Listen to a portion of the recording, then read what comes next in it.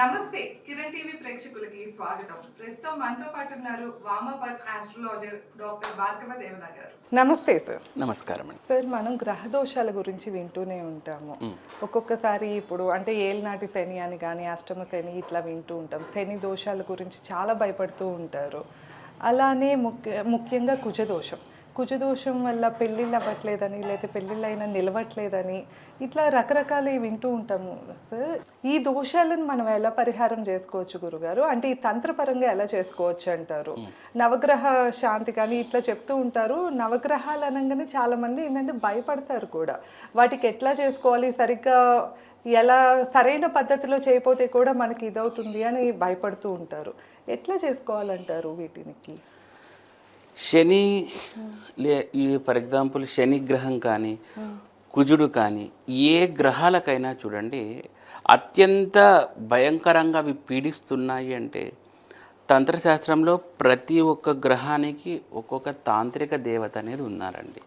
So ఆ తాంత్రిక దేవతను పట్టుకోవడం ద్వారా చాలా అద్భుతమైన ఫలితాలు చూస్తారు.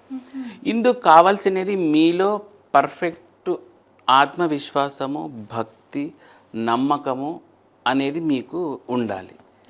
ఇవి ఉంటే మీకు 100కి 500 కాదు 1000% రిజల్ట్ వస్తుంది. మరి ఎటువంటి దేవతారాధన చేయాలి శనిగ్రహానికి సంబంధించి అంటే శనికి సంబంధించి నవకాలులు ఉంటారండి. కాళీ దేవతల్లోనే నవకాలులు అంటే 9 టైప్స్ ఆఫ్ కాళీస్ ఉంటారు. కానీ 9 టైప్స్ ఆఫ్ కాళీస్ ఇప్పుడైతే అన్ని కాళీలు అవైలబుల్గా లేరు. అంటే ఆ స్క్రిప్చర్స్ కానీ మనకు పూజా విధి విధానం తెలియదు. మనకి ఇప్పుడు బాగా అందుబాటులో ఉన్న కాళీలు భద్రకాళి, దక్షిణకాళి, శ్మశానకాళి, గుహ్యకాళి, కామాఖ్య కాళీ ఉన్నారు. ఇక కొన్ని దగ్గర హంసకాళి, ఇలా రకరకాల కాళీలు ఉన్నారు.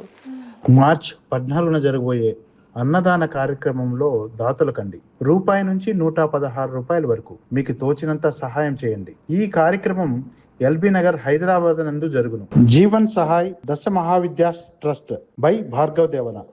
వాళ్ళకి సంబంధించిన విధి విధానాలు ఏం లేవు కాబట్టి ఇప్పుడున్న శనిగ్రహణ పరిస్థితిని బట్టి మనము దక్షిణకాళి, శ్మశానకాళి, భద్రకాళి ఆరాధనలు చేసుకోవచ్చు. అంటే ఎట్లా చేసుకోవాలి అంటే ఇవన్నీ కూడాను తంత్ర మార్గంలో ఉంటాయి కాబట్టి వామాచార విధి విధానంలో వీటిని చేసుకోవాల్సి ఉంటుంది. భద్రకాళి దేవత అంటే కాళీ స్వరూపం చూస్తేనే మనకు భయంకరమైన క్రోధ స్వరూపం. ఆమెకు ఖచ్చితంగా బలులు సమర్పించి మాత్రమే పూజా విధి విధానాలు ఉంటాయి. ఆమెకు సాత్విక విధానంలో పూజా విధి విధానాలు అనేవి లేవు. కాబట్టి కాళీ స్వరూపానికి మనం ఆ విధంగానే ఆరాధన చేయాల్సి ఉంటుంది. ఇలా మనము బళ్ళు సమర్పించి మత్స్య మధ్య మాంసాలు అమ్మవారికి నైవేద్యంగా పెట్టి కాళీని మనము శాంతి చేసుకోవచ్చు. కాళీని మనము ఇలా ఆరాధన చేయడం ద్వారా ఆటోమేటిక్గా శనిగ్రహం అనేది శాంతిస్తుంది. ఎందుకంటే శనికి అధిష్టాన దేవత కాళీ తాంత్రిక శాస్త్రపరంగా. గురుగారు, విగ్రహారాధన అనేది జనరల్గా ఇంట్లో చేయకూడదు అంటారు కదా. ఉన్నా కూడా చిన్న సైజ్ ఏదో అంగుష్ట మాత్రేనా అంటారు. అవును, మరి ఎట్లా చేసుకోవాలి? అంటే పటం పెట్టి చేసుకోవాలా లేకపోతే బయట చేయాలంటారా? ఎట్లా అంటారు? ఈ తాంత్రిక స్వరూపాలని మీరు బయటికి వెళ్ళి కొలవడమే ఉత్తమం. మీరు ఏదైనా మీకు ఒక ఓన్ స్పేస్ ఉంటే ఆ స్పేస్లో మీరు చేసుకోవచ్చు. ఇంట్లో తాంత్రిక విధి విధానంలో చేసుకోవడం అనేది కొంతమేర డిస్టర్బెన్సెస్ కలిగిస్తాయి. అది ఏ దేవతా స్వరూపమైనా, ముఖ్యంగా చిన్నమస్త, ధూమావతి, తార వీళ్ళు ఇంటిలో పెట్టుకోవడానికి నిషిద్ధ దేవతలు.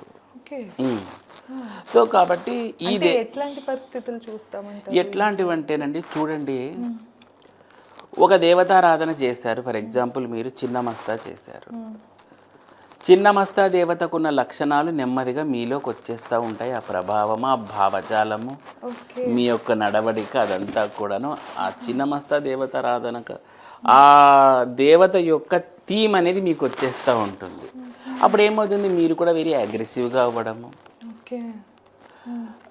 శాంతం అనేది మీకు నెమ్మదిగా కరువు అయిపోవడము, అగ్రెసివ్ నేచర్ అనేది వస్తూ ఉంటుంది.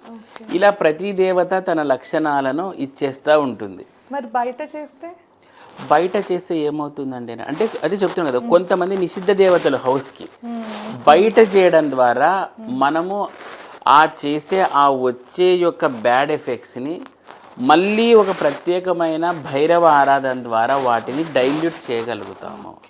ఇప్పుడు ఇన్ని దేవతారాధన ఇంట్లో చేసామనుకోండి, అంత ఎనర్జీ వస్తుంది.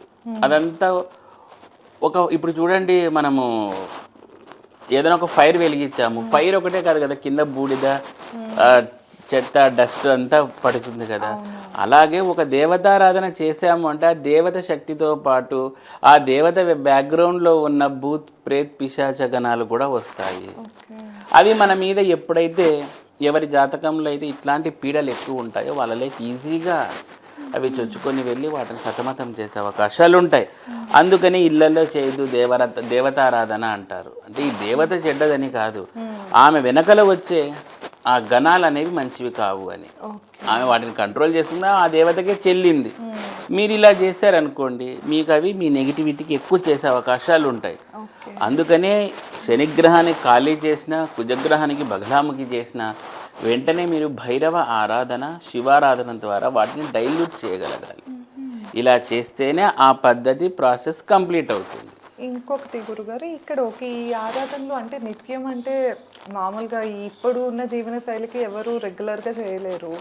సో వీటికి నుండి ఉపశమనం కోసం ఇప్పుడు కుజదోషం ఉంది, లేకపోతే శని దోషం, ఏవైనా ఏలినాటి శని కానీ ఇట్లా ఏవైనా నడుస్తుంటే, సో మిమ్మల్ని కనుక అప్రోచ్ అయితే మీరు ఎట్లాంటి పరిష్కారం ఇస్తారు? అంటే వాళ్ళుగా రోజు చేయలేరు ఆరాధన, అంటే మీరు అన్నట్లు బయటకు వెళ్ళి చేయాలంటే సిటీలో కానీ ఇట్లా అవ్వదు కదా. సో అలాంటి వారికి మీరు పరిష్కారం ఎలా చూపిస్తారు? దీనిలో పరిహారం ఏంటంటేనండి, సింపుల్గా ఆ దేవతలకు సంబంధించిన పూజలు అవి మీరు యాగశాలలో అది మా దగ్గర చేయించుకోవచ్చు, ఎవరైనా తంత్రం తెలిసిన వాళ్ళ దగ్గర చేయించుకోవచ్చు.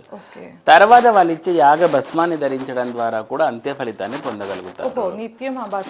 ఆ భస్మాన్ని ధరించడం ద్వారా అంతే ఫలితాన్ని పొందగలుగుతారు. వాళ్ళు ఇచ్చే మాలలు మెడలో ధరించడం ద్వారా కూడా. ఎందుకంటే మీకు అనిత్యం చేయడానికి టైం లేదు కాబట్టి కనీసం రోజుకు ఒక 18 నామాలన్నా ఆ దేవతకు సంబంధించిన చదవగలిగితే అద్భుతమైన ఫలితాలు చూస్తారు. మీ దగ్గరికి అప్రోచ్ అయితే కనుక మీరు యాగం ద్వారా ఖచ్చితంగా యాగం చేస్తామండి, తాంత్రిక యాగం చేస్తాము. వాళ్ళు అప్రోచ్ అంటే ఉండొచ్చు కదా, వాళ్ళు ఉండి చేస్తారు, వాళ్ళ దగ్గర ఉండి చేయిస్తాము. ఆ యాగభస్మము, యాగానికి సంబంధించిన ఫల్ అని ఉంటుంది, ఆ యాగ ఫల్ అవన్నీ వాళ్ళకి ఇచ్చాము.